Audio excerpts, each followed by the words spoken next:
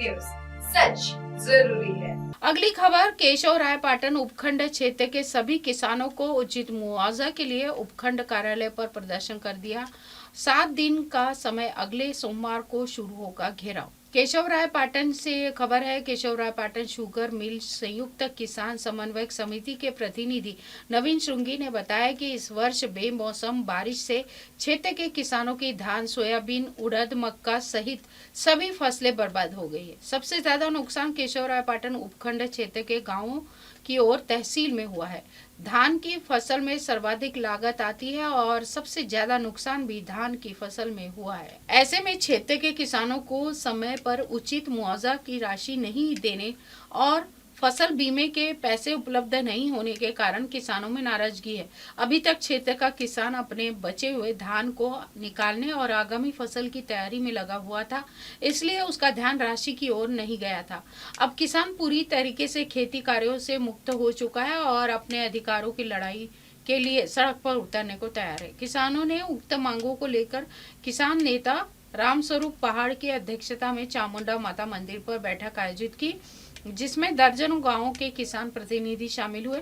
बैठक को संबोधित करते हुए युवा किसान नेता गिरिराज गौतम ने कहा है कि एक और हड़ौती में जहां पर कम खराबा हुआ है वहां पर संपूर्ण खराबे की राशि दी जा रही है और वहीं दूसरी ओर जहां सर्वाधिक नुकसान हुआ है उस क्षेत्र केशवरायपाटन में राजनीतिक उदासीनता एवं प्रशासन की लापरवाही के कारण अभी तक यह भी तय नहीं हो पाया है कि कितने गांव को मुआवजा दिया जाएगा, जबकि आशंका यह है कि पूरी तहसील को ही खराबी से बाहर करके किसानों को मुआवजा की राशि से वंचित किया जा रहा है। ऐसे में यह क्षेत्र के किसानों के साथ बहुत बड़ा अन्याय है, इसे किसी भी कीमत पर बर्दाश्त नहीं किया जाएगा। किसानों को हर बार अपने अधिकारों की लड़ाई के लिए सड़कों पर उतरना पड़ता है। यह प्रशासन एवं चुने हुए जनप्रतिनिधि के लिए शर्म का विषय है। गौतम ने कहा है कि पहले भी किसानों ने अपने अधिकारों की लड़ाई लड़ी है और उसे परिणाम तक पहुंचा चुके हैं।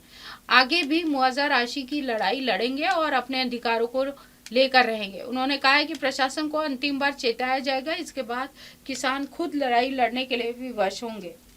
बैठक की समाप्ति के बाद सभी किसान उपखंड कार्यालय पहुंचे और वहां तहसीलदार को मौके पर बुलाने की मांग को लेकर कार्यालय के बाहर धरने पर बैठ गए। तहसीलदार के मौके पर आने पर किसानों ने दो टूक बात पूछी। किसानों को उनकी फसल बीमा और आपदा प्रबंधन का पैसा कब तक मिल जाएगा, इसको लेकर तहसीलदार के पास कोई जवाब नहीं निकला और तहसीलदार इधर उधर की बातें घुमाता रहा। इस पर किसान नेता गिरिराज गौतम ने कहा है कि किसी भी कीमत पर किसानों का मुआवजा खाने नहीं दिया जाएगा। उन्होंने प्रशासन से कहा है कि 7 दिनों में संपूर्ण गाँव के सूची उपलब्ध करवाई जाए और किसानों के खाते में पैसे डाले जाए। अगर यह कार्य 7 दिन में नहीं होता है तो किसान उपखंड कार्यालय का बेमियादी घेराव भी कर सकते हैं, जिसकी तैयारी शुरू कर दी गई है। 7 दिनों में अगर कार्रवाई नहीं हुई तो किसान अनिश्चित काल के लिए धरने पर बैठेंगे और आगे आंदोलन को उग्र बनाएंगे। इस मौके पर किसान नेता उत्सव चंद गुर्जर, हरिशंकर नागर, निर्मल सिंह, सुखविंदर सिंह, श्याम खटाना, दिनेश नागर, सूरजमल नागर, भंवरलाल चौधरी, भेरूलाल मीना, विष्णु मीना, हरीश नागर, मस्तराम मीना, अजीत सिंह, अशोक गौतम, चोगारामी मीना, राधेश्याम मीना आदि उपस्थित है। रायपाटन उपखंड क्षेत्र के किसानों ने जो बारिश से नुकसान हुआ है उसका आपदा प्रबंधन और फसल बीमा के मुआवजे की मांग को लेकर उपखंड कार्यालय केशवरायपाटन में प्रदर्शन किया है, ज्ञापन दिया है। किसान धरने पर बैठे थे और किसानों ने 5 दिन का समय प्रशासन को दिया है, क्योंकि किसानों को सूचना मिल रही है कि इस खराबे में पूरी पाटन तहसील और सारे गांवों को इन्होंने हटा दिया है, जिससे किसानों को इसका लाभ नहीं मिलने वाला है। हमारी मांग है कि सर्वाधिक नुकसान केशवरायपाटन में हुआ है तो सबसे ज़्यादा और सबसे पहले मुआवजा भी केशवरायपाटन के लोगों को मिलना चाहिए।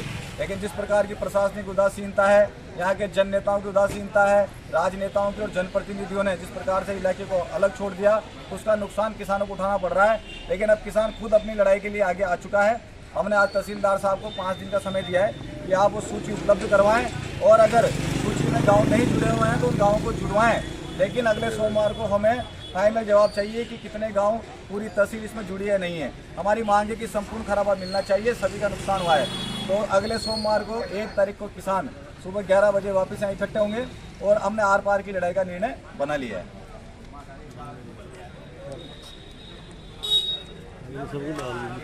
भाई जब पानी को रिकॉर्ड तो पार्टी में सबसे ज्यादा दे रही है आज, तो फिर खराब हो गई। हाय हेलो नमस्कार, मैं हूं पंकज विष्णु और आप देख रहे हैं MNS न्यूज़। आप देख रहे हैं MNS न्यूज, सच जरूरी